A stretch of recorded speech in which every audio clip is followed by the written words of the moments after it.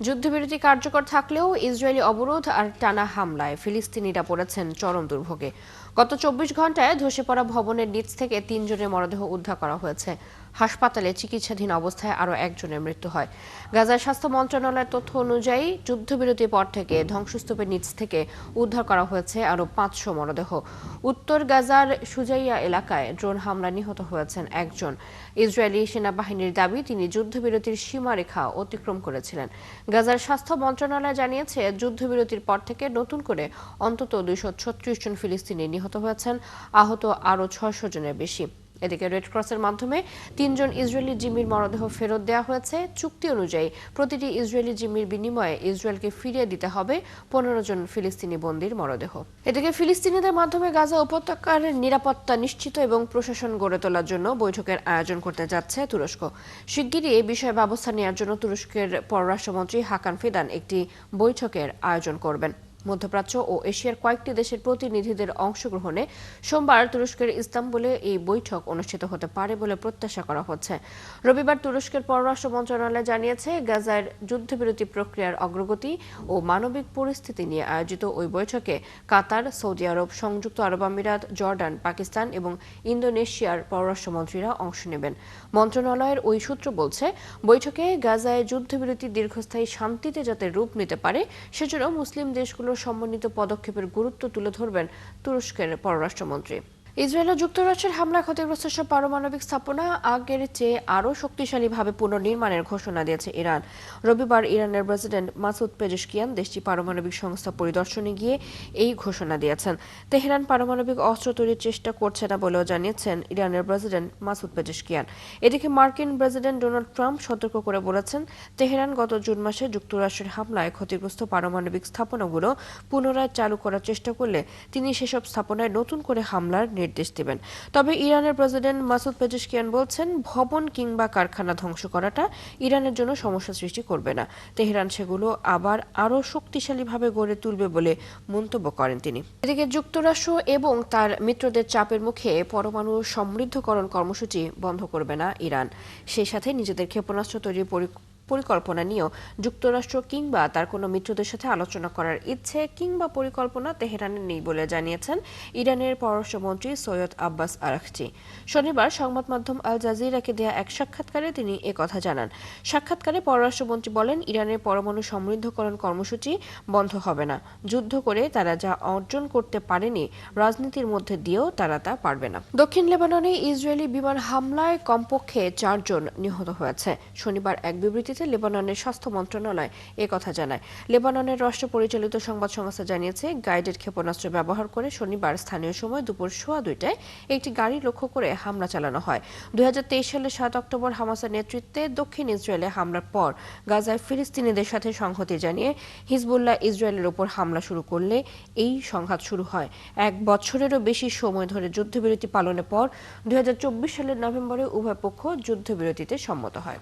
আফগানিস্তানের উত্তরের হিন্দুকুশ অঞ্চলে একটি শক্তিশালী ভূমিকম্প আঘাত এনেছে, তবে এখনো পর্যন্ত কোনো হতাহত বা ক্ষয়ক্ষতির খবর পাওয়া যায়নি। মার্কিন ভূতাত্ত্বিক জরিপ সংস্থা ইউএস জিওলজিক্যাল সার্ভে ইউএসজিএস এর তথ্য মতে স্থানীয় সময় সোমবার রাত 12:59 6.3 মাত্রা ভূমিকম্প অনুভূত হয়।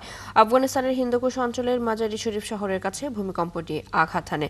গত কয়েক মাসে একটার পর একটা ভূমিকম্প আঘাত হানছে আফগানিস্তানে। এর মধ্যে গত ৩১ আগস্ট আফগানিস্তানে দেশটির ইতিহাসে সবচেয়ে ভয়াবহ ভূমিকম্প আঘাত হানে। ভিয়েতনামের মধ্যাঞ্চলে চলতি সপ্তাহে রেকর্ড পরিমাণ বৃষ্টি এবং বন্যায় ৩৫ জনের মৃত্যু হয়েছে। দেশটির দুর্যোগ ব্যবস্থাপনা কর্তৃপক্ষ গত শনিবার এক প্রতিবেদনে জানিয়েছে, আরও ৫ জন এখনও নিখোঁজ। চলতি সপ্তাহ শেষে ভিয়েতনামের উপকূলীয় প্রদেশগুলোতে ভারী বৃষ্টি নেমেছে, যেখানে একদিনে সর্বোচ্চ ১.৭ মিটার বৃষ্টির রেকর্ড করা হয়েছে। স্থানীয় একটি নদীর পানি ৬০ বছরের সর্বোচ্চ স্তরে ওঠায় শহরের বাসিন্দারা কাঠের নৌকায় চলাচল করতে বাধ্য হয়েছেন। স্থানীয়রা জানান, দুর্যোগের প্রস্তুতি নেওয়ার আগেই দ্রুত পানি বেড়ে গিয়ে এত ক্ষয়ক্ষতি হয়। ভিয়েতনাম দুর্যোগ এবং জলাশয় ব্যবস্থাপনা কর্তৃপক্ষ জানিয়েছে, বর্তমানে ১৬,৫০০-এর বেশি ঘর বন্যায় তলিয়ে গেছে। এছাড়া ৪০,০০০-এর বেশি পোল্ট্রি এবং গবাদি পশু বন্যায় হারিয়েছে এবং ৫,৩০০ হেক্টরেরও বেশি কৃষি জমি প্লাবিত হয়েছে। ইউক্রেনের দক্ষিণ পূর্বাঞ্চলীয় প্রদেশ জাপোরিজিয়ার বিদ্যুৎ সরবরাহ ব্যবস্থাকে লক্ষ্য করে শনিবার রাতভর ক্ষেপণাস্ত্র ও ড্রোন হামলা চালিয়েছে রুশ বাহিনী। এতে বিদ্যুৎবিহীন হয়ে পড়েছেন প্রায় 60,000 মানুষ। এছাড়া রুশ হামলায় ওডেসায় 2 জন নিহত এবং জাপোরিজিয়ায় 2 জন আহত হয়েছেন। রবিবার টেলিগ্রামে এক পোস্টে এসব তথ্য জানান জাপোরিজিয়ার আঞ্চলিক গভর্নর ইভান ভেদার। রাশিয়ায় হামলা চালাতে অনেকদিন ধরেই দূরপাল্লার টমাহক ক্ষেপণাস্ত্র ব্যবহারের কথা বলছেন ইউক্রেনের প্রেসিডেন্ট ভ্লাদিমির জেলেনস্কি। ধারণা করা হচ্ছে ইউক্রেন এই ক্ষেপণাস্ত্রটি ব্যবহার করে রাশিয়ার জ্বালানি অবকাঠামোকে সম্ভাব্য লক্ষ্যবস্তু বানাতে পারে। তবে প্রশ্ন হচ্ছে, এই টমাহক ক্ষেপণাস্ত্র কি, আর কেনই বা ইউক্রেন এই অস্ত্র চাচ্ছে যুক্তরাষ্ট্রের কাছে? বিস্তারিত শারমিন স্বপ্নার রিপোর্টে।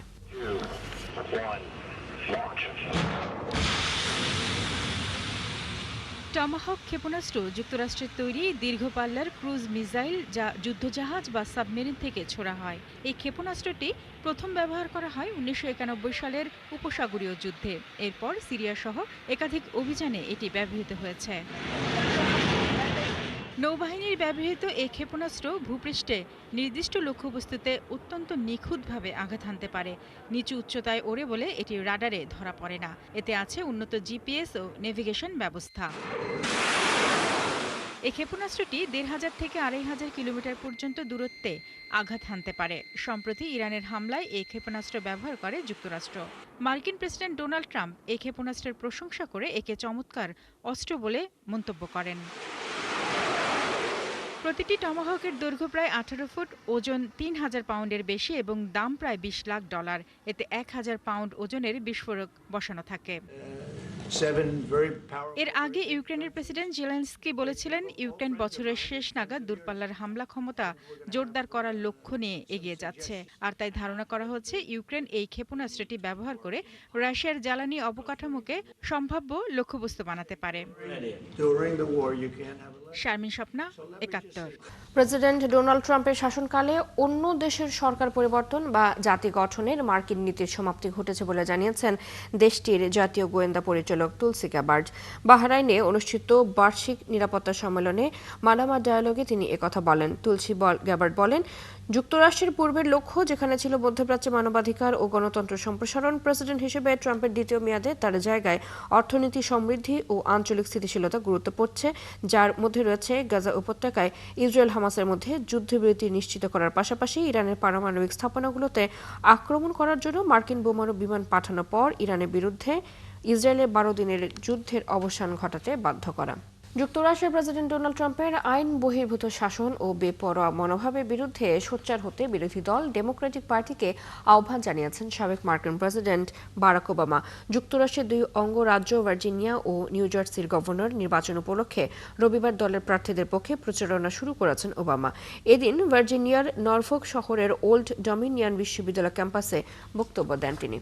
নাইজেরিয়ায় খ্রিস্টানদের হত্যা করার বিষয়ে মার্কিন প্রেসিডেন্ট ডোনাল্ড ট্রাম্প সামরিক হস্তক্ষেপের যে হুমকি দিয়েছেন তার জবাব দিয়েছে নাইজেরিয়া সরকার। গত শনিবার এই হত্যাকাণ্ড ঠেকাতে ব্যর্থ হলে নাইজেরিয়ার বিরুদ্ধে দ্রুত সামরিক পদক্ষেপ নেওয়া হবে বলে হুমকি দেয় ট্রাম্প। এজন্য মার্কিন প্রতিরক্ষা মন্ত্রণালয়কে প্রস্তুত থাকার নির্দেশও দেন তিনি। পরে এই হুমকির জবাব দেন দেশটির পররাষ্ট্র মন্ত্রণালয়ের মুখপাত্র কিমিবি ইমোমেটিপি এবিয়ানফা।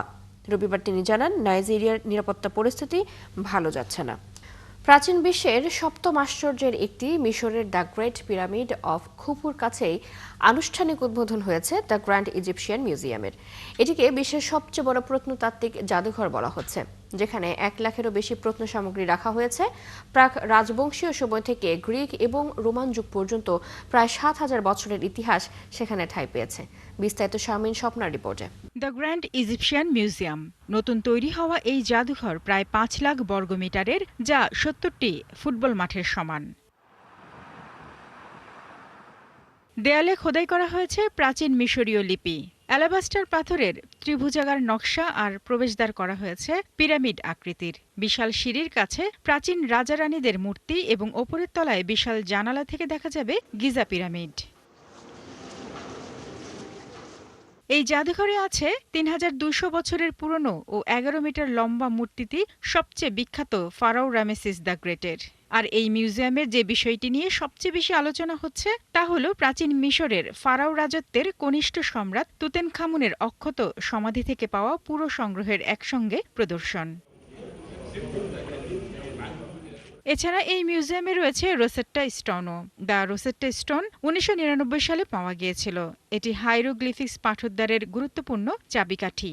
ফরাসি সেনারা এটি আবিষ্কার করে, তবে পরে ব্রিটিশরা যুদ্ধের পর দখল করে নেয়। অন্যদিকে রয়েছে ডেন্ডেরা জোডিয়াক, যা একটি প্রাচীন মিশরীয় আকাশ মানচিত্র। 1821 সালে ফরাসিরা একটি মন্দির থেকে এটি কেটে নিয়ে গিয়েছিল। নতুন এই জাদুঘরটির প্রস্তাব করা হয়েছিল 1992 সালে, আর নির্মাণ শুরু হয় 2005 সালে। প্রায় $1200 কোটি ব্যয়ে তৈরি করা এই জাদুঘর বছরে অন্তত 80 লাখ দর্শনার্থী দেখতে পারবেন। এটি মিশরের পর্যটনকে আরও চাঙ্গা করবে বলে আশা করা হচ্ছে। শারমিন স্বপ্না, 71। এই ছিল এখনকার আয়োজনে বিশ্বের আরো নতুন কিছু খবর এবং বিশ্লেষণ নিয়ে দুপুর 1:30টায় আবারও হাজির হবে বিশ্বযোগ। চোখ রাখুন 71-এর ফেসবুক পেজে, সাবস্ক্রাইব করুন 71-এর ইউটিউব চ্যানেল। 71-এর সাথেই থাকুন।